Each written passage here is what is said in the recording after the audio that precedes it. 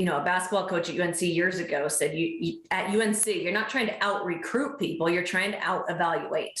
And that has really stuck with me. That was in my first few years from Tad Boyle, that's exactly what it is. You're trying to find somebody that other people are passing on. And I think that's easier at the setter and libero position because it's more subjective. Welcome to Inside the Coaching Mind, conversations on leadership, coaching, and team building. Your host, Terry Pettit, led the University of Nebraska Cornhusker volleyball team from 1977 to 1999 and coached Nebraska's first ever national championship in 1995. Today, Coach Pettit mentors coaches, authors books, presents to corporations and businesses on leadership and team building. I'm Dave Young, producer of the podcast. Thanks for joining us. And now, Terry Pettit, what do you have in store for us in this episode? I think people are really going to enjoy Lyndsey Oates, a very engaging coach. She's been at Northern Colorado as a head coach for 17 seasons. She went there as a grad assistant and within 2 years was the head coach. And she's also chair of the NCAA Rules Committee. And we've had a lot of changes in volleyball through the years. You probably didn't know that when I began coaching college volleyball, you were only allowed 2 contacts if the block touched the ball. So if you dug the ball and the block touched it, you had to free the ball over. So that was a rule change. You used to be able to kind of screen the serve, so deliberately try to hide the server from the receiving team. For a while, we had you could block the serve for 2 or 3 years. So she's also the chair of that committee. But not all of the great coaching that's being done is done at the Division I level. There are great coaches at every collegiate level, from Division II, Division III, to NAIA, to junior college. And Lyndsey's one of the best. So I thought it was important that we have her on. Her team just returned from Europe. I should say that Ann and I were lucky enough to go on that trip with Northern Colorado, a trip designed for 18-year-olds in shape. and let's put it this way. We could only get within about 3/4 of a mile of the Leaning Tower of Pisa. So Ann got on a Ferris wheel and was able to see it at the top of the Ferris wheel. I just went over and had a glass of wine. Is that because there's so many people? Well, it was so far to walk. Okay. At that time, we'd been on we'd come from Cinque Terre, and there was a wreck on the interstate. We were on the bus for a couple hours, so. And I figured, why go and spend an hour looking at bad engineering? I know I know it doesn't stand up straight, but I think everybody's going to enjoy this podcast. It's just good marketing from the Italians. Come see it before it falls down. They've been saying it for hundreds of years. It keeps working. Don't change the campaign. Well, I thoroughly enjoyed being a fly on the wall as you interviewed Coach, and looking forward to getting some feedback from our listeners on this. So thank you for doing it. And without further ado, here's the podcast. Lyndsey Oates, welcome to Inside the Coaching Mind. I've always wanted to say this to a guest. That's a loaded statement. The last time we met face to face was either in Athens or Rome. That's true. That is true. We just got back from Europe. And I was lucky enough to travel with the Northern Colorado volleyball team, the coaches. There were a couple sets of parents along. Ann and I got to travel with you and Mark. It was a wonderful trip. This is something that I didn't get to do when I was a head coach. What was the major motivation for the trip, and what was the main thing that you thought you got out of it? Yeah, this is our 4th international trip. So our first one was in 2008. We went to China. In 2012, we went to Nicaragua. In 2016, we went to Eastern Europe. And then in 2020, we had scheduled to go to Greece and Italy. And this has been postponed for 2 years because of COVID. But honestly, it was at your prompting. You were mentoring me starting in 2005, and you had said, Nebraska's going on a foreign trip. So when are you going to go on a foreign trip? And we try and copy everything Nebraska does. No, but with your prompting, you said, I think this would be a great recruiting tool. I think this is a good experience for your players. I think we have a culture where it's not kids who get outside their comfort zone maybe a lot. They don't travel abroad. We're not in a big city. We're very much a blue collar culture, farm town. And so it is a unique experience. And I just think anytime you're allowed to get outside your comfort zone is a great chance. And so doing a foreign trip every 4 years, it's been a great recruiting tool. It's been a good way to have team bonding. It's great to see outside competition. I mean, all the things that you can imagine. It's a huge undertaking with fundraising. It's a luxury, not especially as a mid-major. It's not just something we go to our AD and he writes us a check. It takes a lot of work to do that, but I think it's well worth it. That when you ask a player at the end of their career what some of their favorite memories are, the foreign trip's going to be in the top 3 for sure.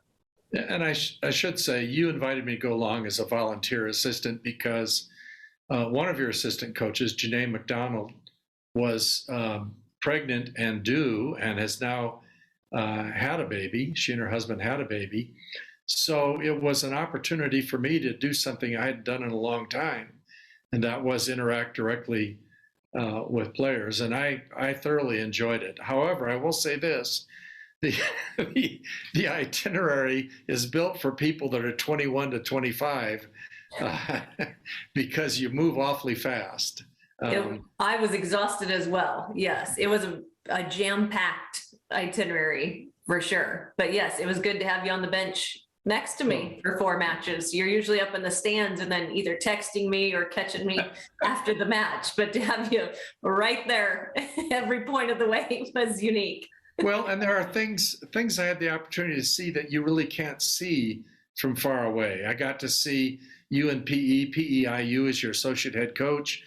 A wonderful, wonderful coach. He was the head coach at Colorado when I was coaching. I'm curious, did he recruit you when you were an athlete? Yeah, CU recruited me a little bit. His assistant did most of the interaction. I didn't have a whole lot of interaction with PE, but yes, he did. So did Tom Hilbert at Colorado State. And now it's kind of interesting to be playing against him or to have PE on my staff. He doesn't remember me though. So that's how far the recruiting process went. Not very far, but athletes always impacted more. So I'm correct. Scott Luster recruited you to LSU, but you played for Fran Flory. Yes, is that correct? all 4 years. Yes, all 4 years, yes.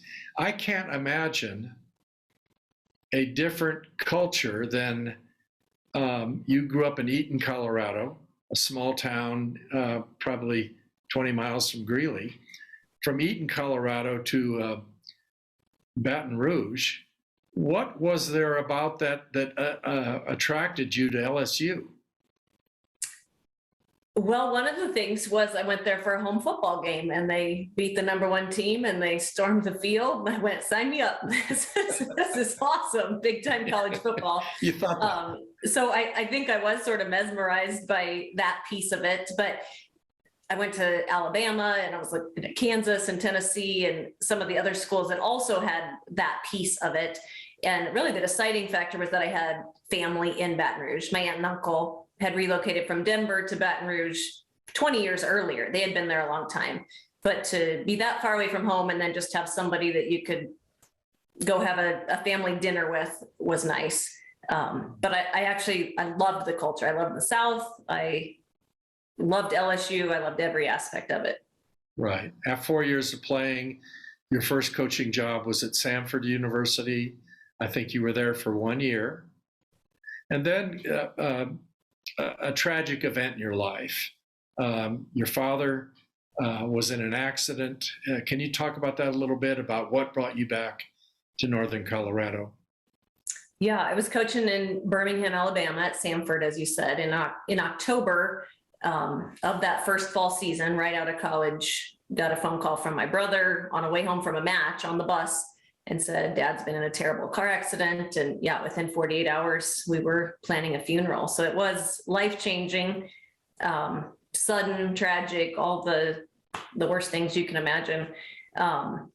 So I loved my time at Samford, but I thought I was kind of open to coming back home. And so at the convention in December, following that, I was in the elevator with Ron Alexander, who was the head coach at UNC at the time. And I knew him because he had been a high school coach and I'd competed against him when I was in Eaton High School. And he said, what are you doing? Oh, you're at Samford. He said, I have a GA position open. Would you be interested in coming back home? And I said, yeah, actually, I would, based on what's happened in my last 2 months. And he said, well, I won't have the position until next fall. And so I said, I'll take it. And UNC also had one of the top 5 sport administration programs in the country. And that's what I wanted to get my master's in. So Samford, I was honest with them at the time, but they let me stay on through the spring. So finished that year with them and then came back and started in 2003 at UNC as a graduate assistant.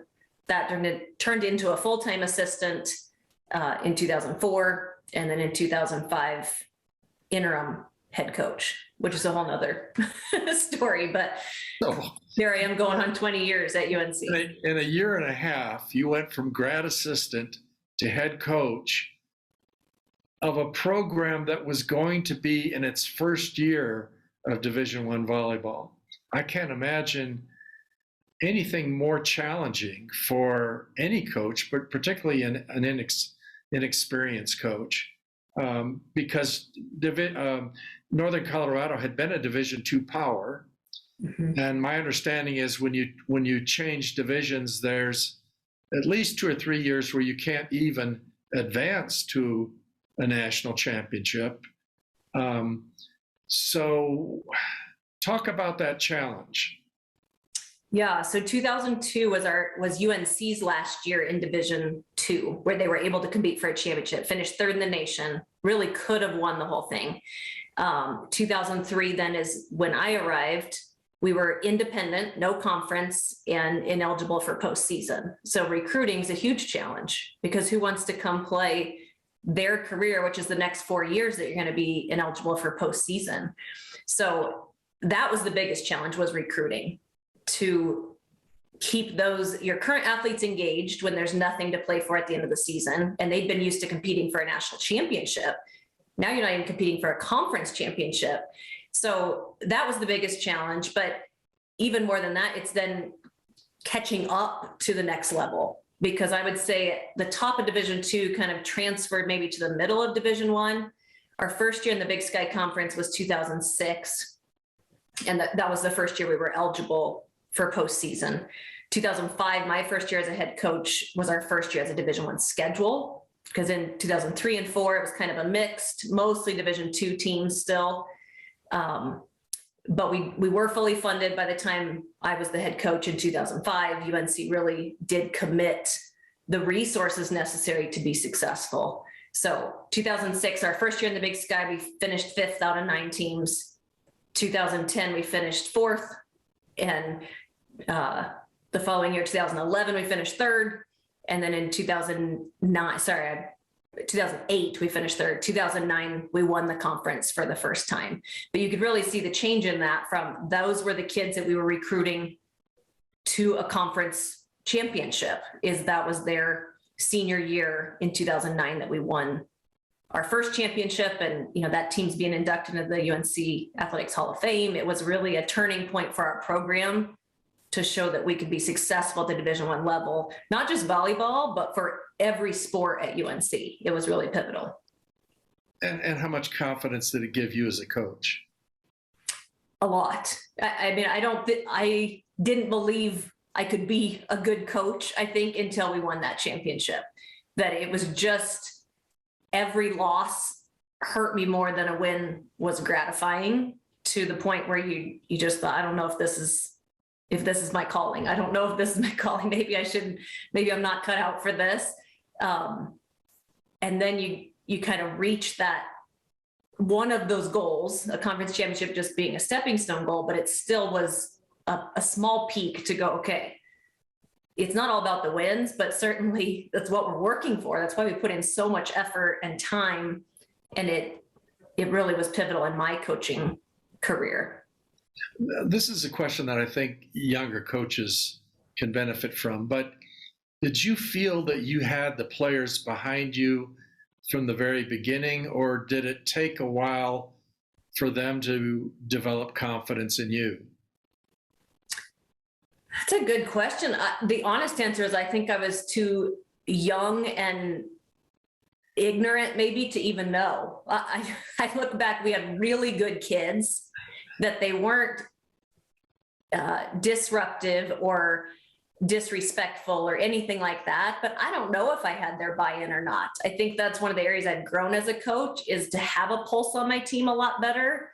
I have a sense of that way better than I did as a young coach. It's kind of like you just don't know what you don't know, and I didn't even know to look for that. I was just going day to day in survival mode as a young coach. And, going back to, I think the biggest thing that got me through there was having mentors. You were a huge mentor during that time. And so was Ron Alexander, who had been the previous head coach. Between the two of you helping me avoid some of the pitfalls, I think was key to me staying in coaching. And if a young coach doesn't have that,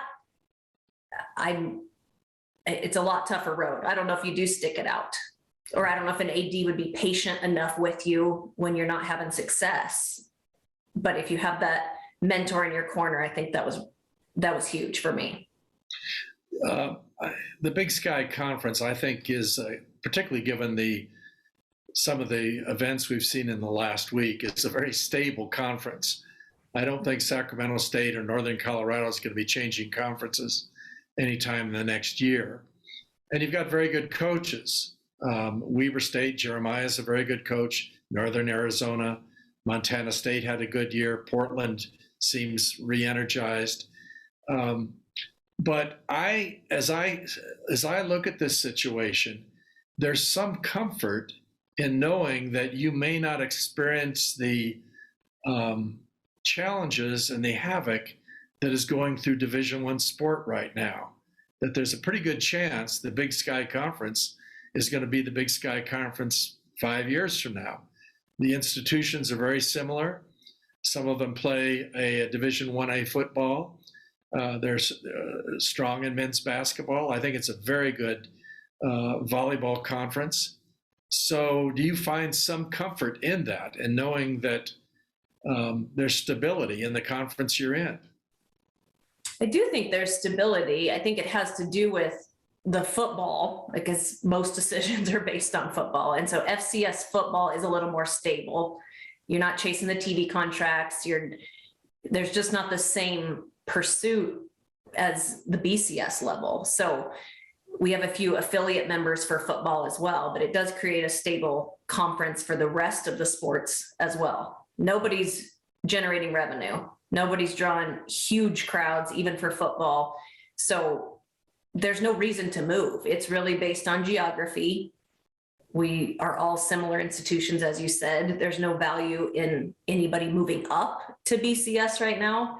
And it's the only FCS conference on the West Coast. So there's not too many options either, to be quite honest. There's, unlike some of these other schools who have 3 or 4 conferences to choose from in their region, this is really the best option, the most realistic option for our sports that we have at UNC. And I think every school feels that way. You just came back from USAV Nationals.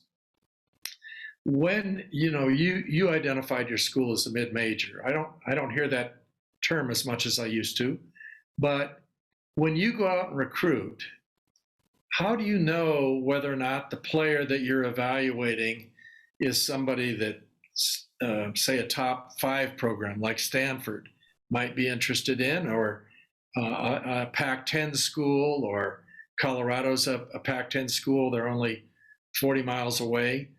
How do you go about figuring out what players, when they're 15, 16 years old, might be interested or might fit Northern Colorado? I mean, that's $1 million question for how to be successful, is that you have to be a great evaluator of talent, and then an evaluator for the best use of your time, evaluator of who's going to be interested in your program and what level is maybe too high that it's a waste of time, and what level's too low that they're not going to help you. They would love to come to UNC, but they're not going to advance you in the NCAA tournament. And so, a basketball coach at UNC years ago said, at UNC, you're not trying to out recruit people, you're trying to out evaluate. And that has really stuck with me. That was in my first few years from Tad Boyle, that's exactly what it is. You're trying to find somebody that other people are passing on.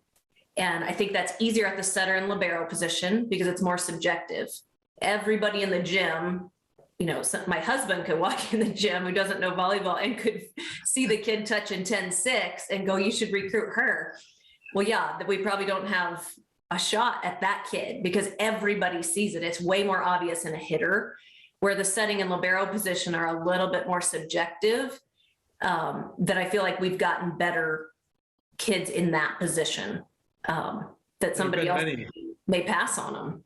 There have been many years when you've had, if not the best, one of the best setters in the conference, and that's allowed you to challenge for conference championships. I've never heard anybody else say it that way before. I think that's pretty insightful. You have two, I think, exceptional setters. One took over the setting position toward the end of last season, led your team to the conference tournament championship, into the NCAA tournament. And then you have a young lady that I got to see for the first time from Utah, who I think could be very good. My understanding is you have a strong commitment coming in another year or so with a setter. But talk about the position and what you look for in that position. Even that's hard to identify. It's kind of one of those things, when I see it, I know it, but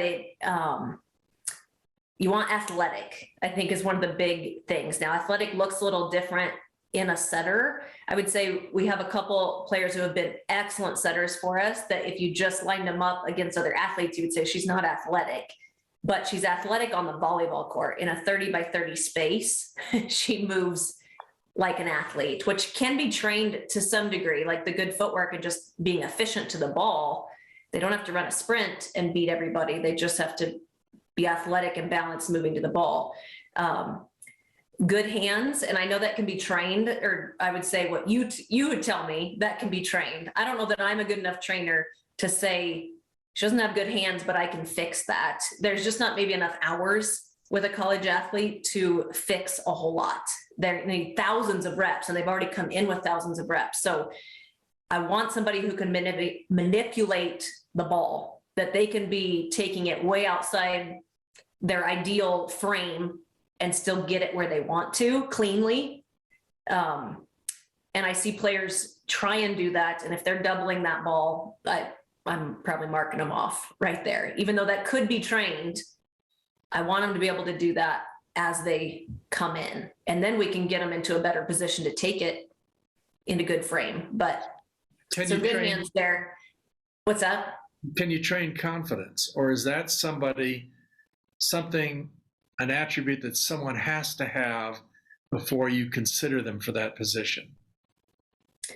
I think they have to have confidence, but I think confidence is hard to see because their fake confidence is out there a lot in a setter. And a cheerleader is common in a setter, and that's not confidence. That's sometimes masking a lack of confidence. So confidence is a non-negotiable, but it's hard to see. We've had very different personalities over the year in the setting position. So I'm not looking for a certain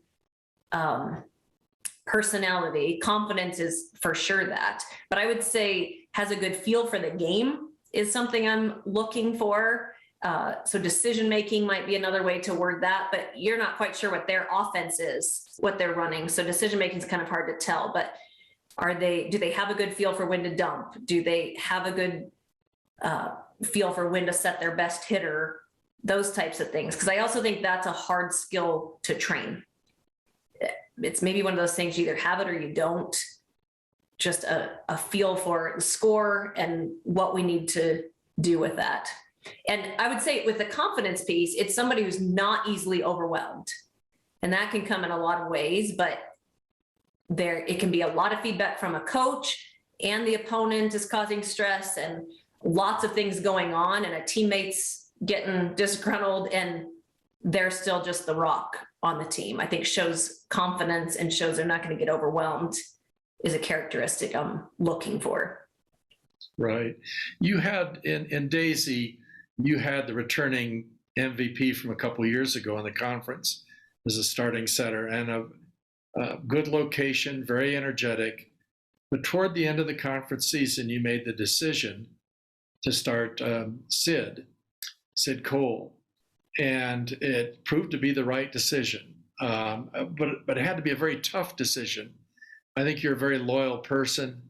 When you work with somebody for a couple of years, sometimes it's hard to make that decision. What led you to that? What led you to change your starting setter when you're having success?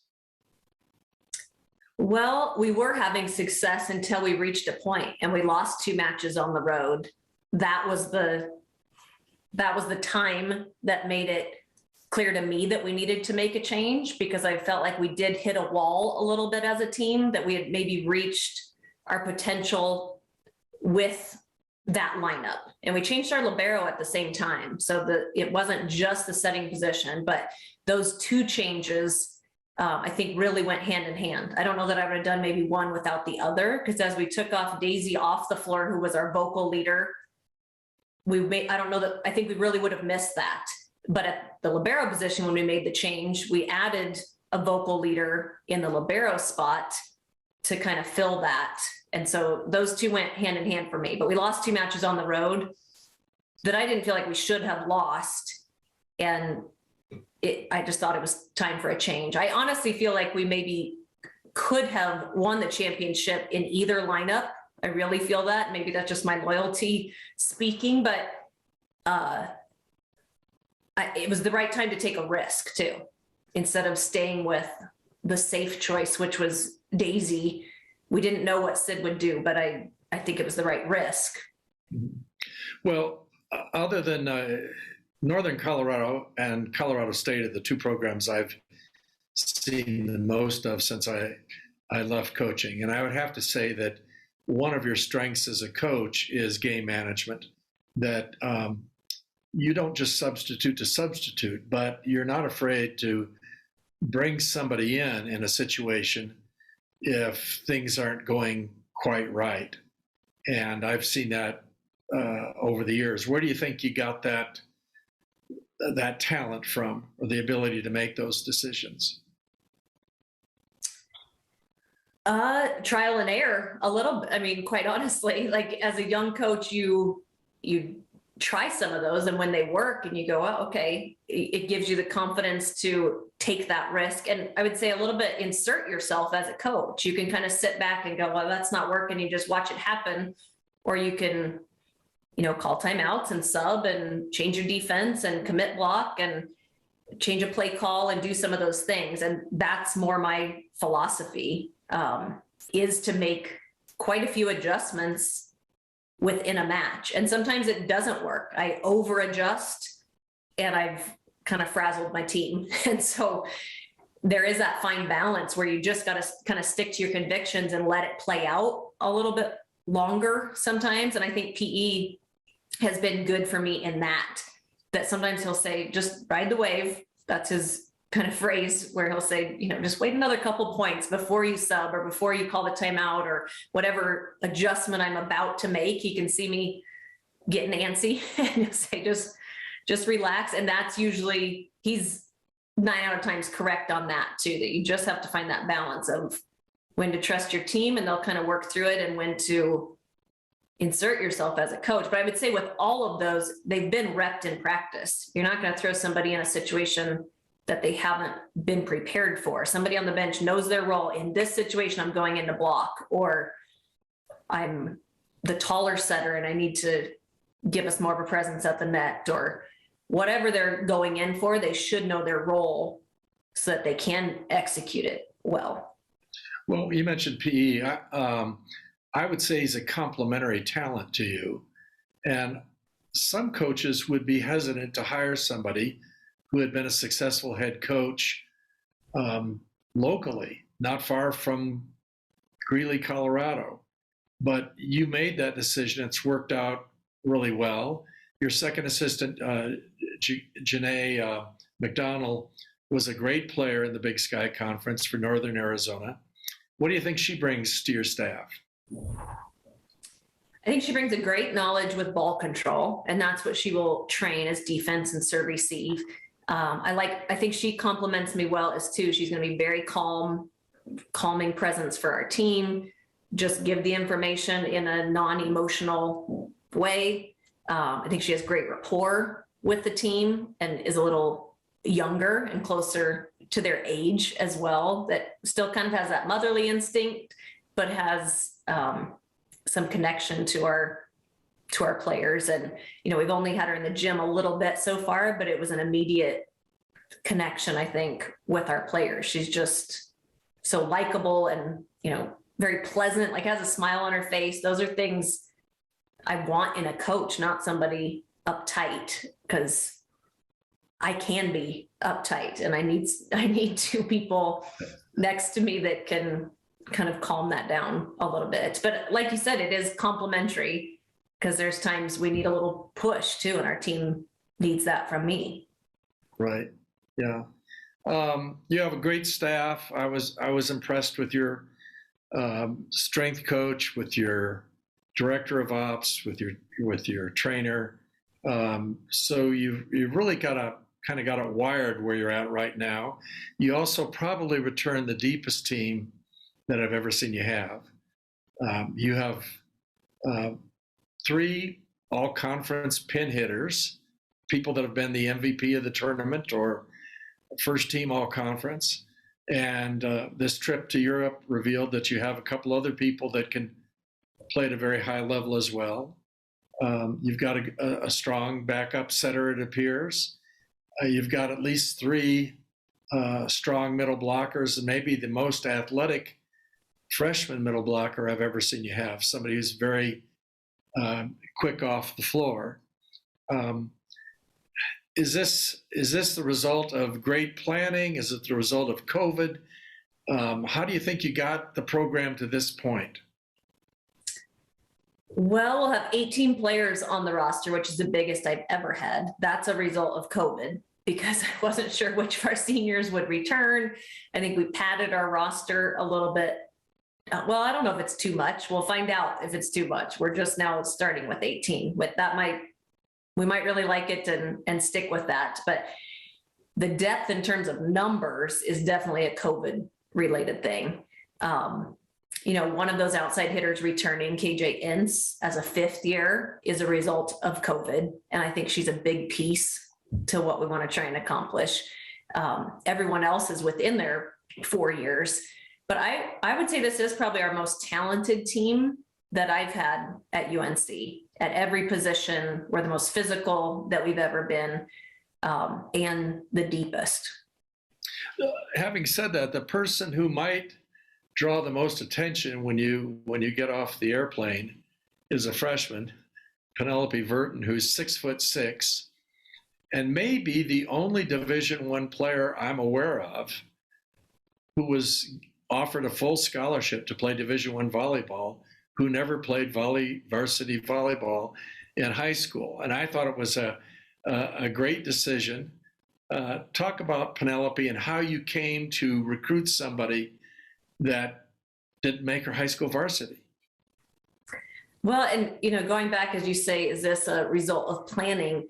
This is the maybe luxury you get when you do have all your starting positions filled, is that you can take a risk like Penelope. Because if we needed this freshman to start, we wouldn't have been able to offer her a scholarship. She's not ready to start yet. She's too new to the game. So not every year are you in that position to take a risk like her. But as you said, I think she's absolutely the right risk. She's 6'6", has been a dancer her whole life. And her junior year of volleyball, the coach caught her in the hallways and said, you should come out for volleyball. So she goes out and she gets cut. She's not good enough. Her senior year, she sticks with it and says, I'm going to go out again. And she makes the JV team. Now, her high school team was 7th in the country, so a very loaded and successful, good volleyball program. But still at 6'6", you would think there'd be some role for her on the varsity team. I don't know. We didn't really see her during the fall of her senior year. We did not really know about her until late spring of her senior year. And she sent us an email, just like we received hundreds of those, and said, I know it's late, but if you have a roster spot, and you could tell it was a mass email, it did not just come to us, but I'm 6'6", here's some video clips. And we all watched it kind of within an hour because it catches your attention that she's 6'6". And we all start talking across the hallway going, yes, we got to pursue her. And so it all happened within just a few weeks that we had her on a visit, or, phone calls, visit, and she accepted. She didn't have very many offers. I think most rosters were full. Is what happened is she kind of had fallen through the cracks enough that not very many people had a full scholarship left. And some just weren't, I think, willing to take the risk on her. But what I like about her is she has the right personality. She's very comfortable in her own skin, as tall as she is. She has a drive about her where she really wants to be great, and a willingness to learn. She's not embarrassed when she doesn't know something. She'll ask a question because she is new to the game.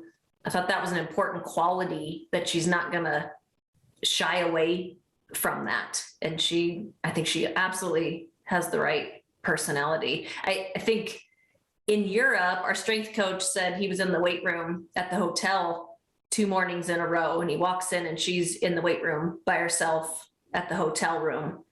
And I just got goosebumps when I heard it. I'm going, yes, 6'6", with that, we made the right choice. And she does have a shoulder rotation, and it obviously she hasn't played volleyball, but that would have been one concern. But after working with her a little bit, I think that she. Let's put it this way: I've never seen someone that size with athleticism who eventually isn't on the court. So I thought it was a very good recruit. Some of our listeners may not know that you're chair of the NCAA Volleyball Rules Committee. I happened to be the first chair of that committee back in 2001, I believe, and it was hectic. We had the opportunity to change the game in a lot of ways. We moved to rally score. But the major thing we dealt with was the libero. And we had a committee that was kind of divided on that aspect. I think one of the reasons I wanted to see it happen was I thought that the smaller women that were playing shortstop in softball or point guard in basketball that were great athletes, that it would provide an opportunity for those people to be involved with volleyball. But the fact that you're chair, the committee, for people who don't know, is not just Division I coaches. Talk about the makeup of the committee.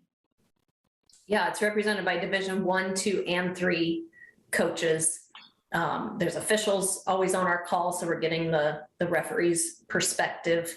And then there's a couple administrators as well. So if it is about noisemakers or something like that, not everything is exactly a volleyball rule. There's going to be rules like that where administrators need to have a voice. Right. So it's a diverse committee. How many Division I coaches? I think there's just 2 of us. John Cook and I are the 2 Division I representatives. And how many Division II? I think there's 2 from each division, if I'm correct. I should know that. That's different than when I was there, but the point is, Division III, which is non-scholarship, uses sport as a way to recruit athletes to their school. They may carry a roster of 30 to 40 athletes.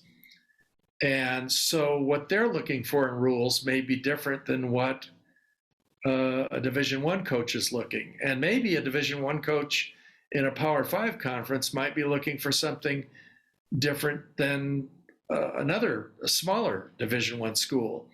So I would think that you get input from all kinds of people about prospective rule changes. Well, what's a rule that your committee's considering modifying? I think maybe the rule that's most impactful that's on the horizon is the double contact on a second ball. So years ago, we made that change where we allowed a double hit on first contact, and it was controversial at the time, and now it's just a part of our game. We hardly even think about it, that you would take a serve receive ball and play it with your hands, and it can be kind of ugly and nobody says anything, and fans have gotten used to it, and it's just a part of what we do. So there's some initiative to have that same concept with the second contact. As long as the ball doesn't go over the net, it has to go to a teammate. Then it can be ugly, and it can't be a lift. You can't carry it, but it can be a double contact and not call it. And I think the rationale with it is to have less subjectivity, less whistles, let the athletes determine the end of the rally versus a whistle. And the more black and white the game can be, I think the more fan friendly it is. But I don't know. I think the other side would say it could get ugly. You take the finesse out of the game. How would we start training our setters? And that's such a skill aspect of the sport that we maybe don't want to go that direction. So I can certainly see both sides. We've experimented with it this spring. We have a little bit of data. I don't know that the data is very conclusive for either direction. I think you could take the data and argue it both sides. So it'll be interesting to see what our committee thinks of that and how close we are to moving that direction. Let me propose something to you here. Probably 20% or more of the attacks now are hit to right back or trying to attack the setter. And so we've got a libero in many cases coming up who ends up bump setting the ball. So it removes a skill from the game. It removes some elegance from the game. It removes options. Very few setters outside of international volleyball can bump set a quick attack. Do you think there'd be a place to consider down the road the possibility that libero could use her hands as long as the ball was dug by the primary setter? It's the first time I've heard it. That's I don't know. Goal, yeah, that's good. That's what I want people bringing to us, to the committee, is that it's got to, those types of ideas have to start somewhere. Possibly. Well, I think the intent of the rule, or intent of the libero not setting, is that they're not your primary setter.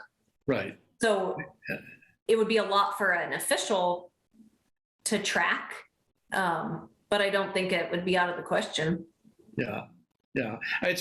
I can't imagine in basketball there'd be a certain point in the game where you couldn't use a bounce pass. You had to make some awkward move to feed the ball to the pivot. What's ahead for Northern Colorado? What's your goal as a coach?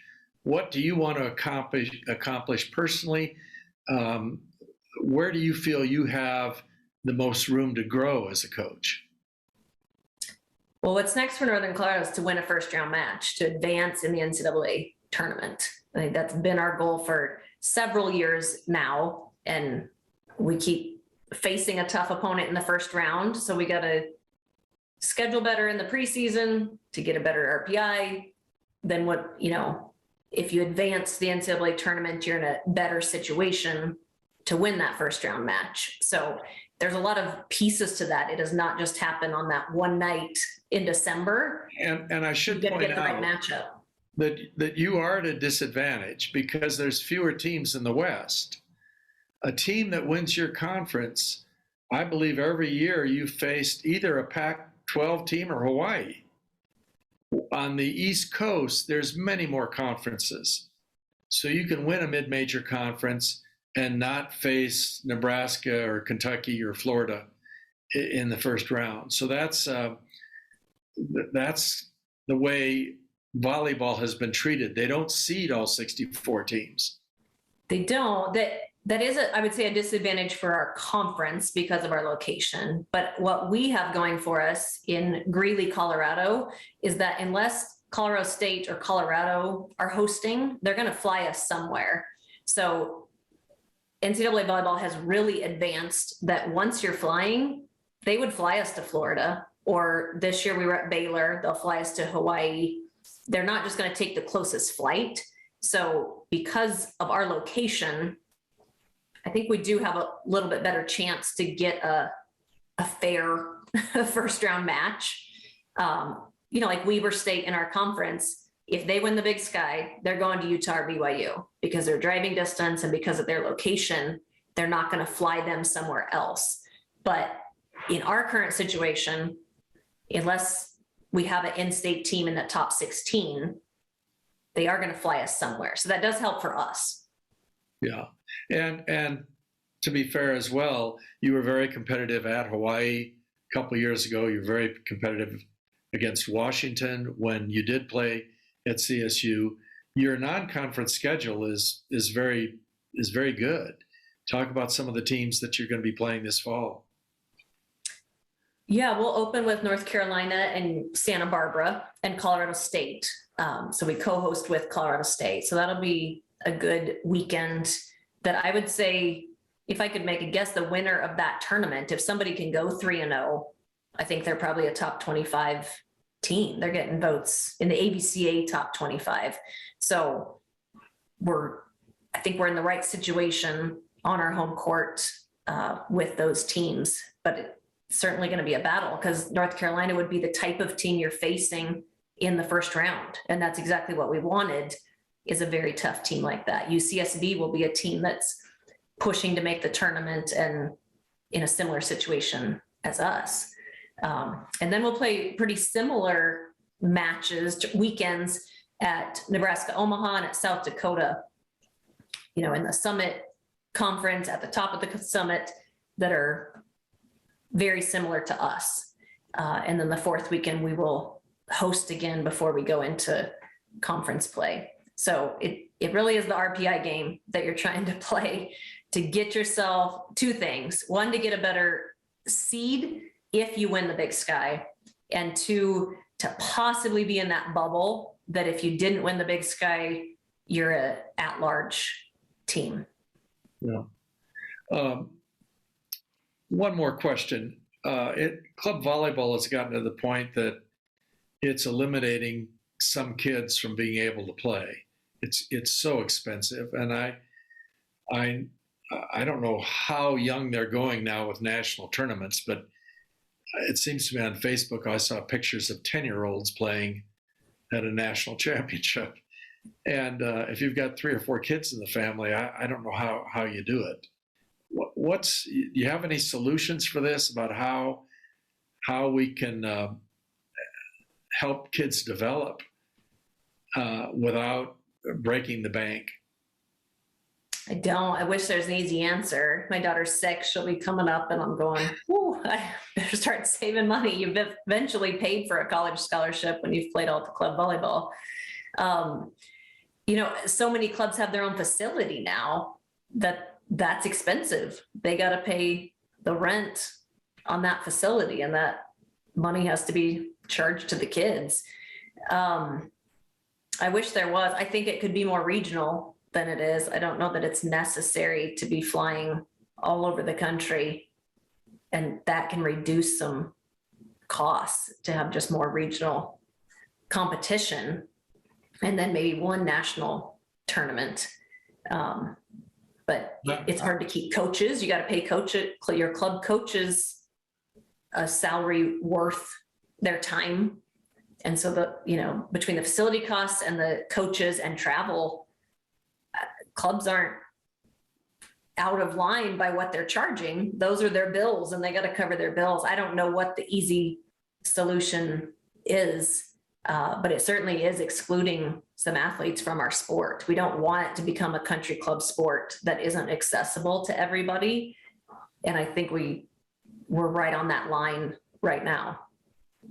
Well, Lyndsey, as you know, we had two daughters that played college volleyball.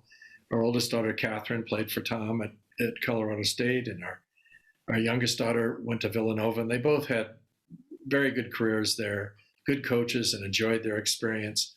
But I think the highest compliment I can give a coach is that if we decided to have a third child, we would love for our kid to play for you. You're an exceptional coach, and I want to wish you well this season.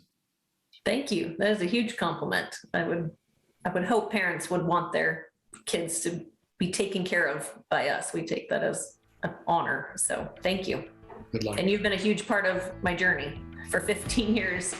In some ways, you're like a father figure. You've been there when I'm about to quit, or been there through the championships and both the highs and lows and everything in between. So I wouldn't probably still be coaching without your mentorship. Well, thank you. That's it for this episode of Inside the Coaching Mind with your host, Coach Terry Pettit. Be sure to subscribe in iTunes or wherever you get your podcasts. We'd love to have you leave a review on iTunes and share the podcast with your friends by tweeting, posting on Facebook, emailing, or just talking about it over a cup of coffee. All the ways to subscribe are posted on terrypettit.com. And don't forget to look for our Facebook group, Inside the Coaching Mind with Terry Pettit. I'm Dave Young. We'll talk to you next time for the next episode of Inside the Coaching Mind.